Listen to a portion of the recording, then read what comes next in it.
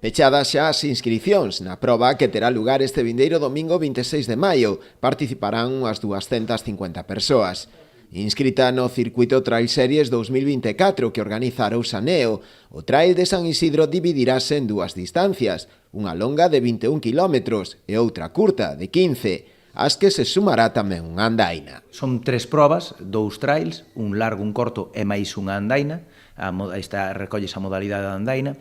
O trail longo, por decirlo de algún xeito, ronda os 21 km, dependendo do GPS co que mide, saleche 20,9, 20,5, 21,2, pero iso cuestións dos satélites. E salen 21 km en torno a 1.600 metros positivos. É unha proba dura, non vamos a engañar a ninguén, é unha proba difícil. As características do terreno de San Isidro así o piden, así o demandan, e aí está. É probablemente relación, distancia, desnivel e orografía do terreno, unha das probas máis difíciles que hai agora no circuito de carreiras populares de Galicia. A deste domingo será ademais a terceira e derradeira proba do Circuito Trail Series 2024, polo que ese día coñeceránse tamén os gañadores de cada categoría. Pecha o Circuito Trail Series, o circuito deste ano, decidirase quenes son os campeóns e campeonas do circuito e máis os equipos. Están os trofeos esperando polo seu dono, tanto do circuito como tal.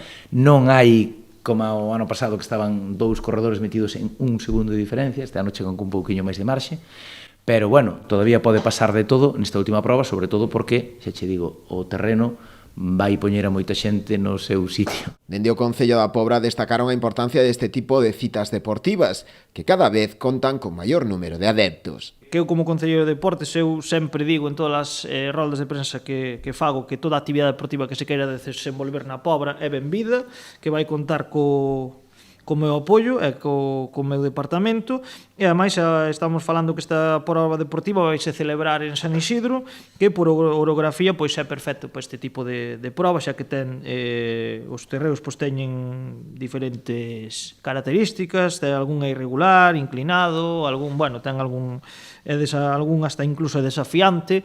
Entendemos que todo o mundo vai poder completar a proba, pero é verdad que é un sitio pois perfectamente apto para este tipo de modalidade.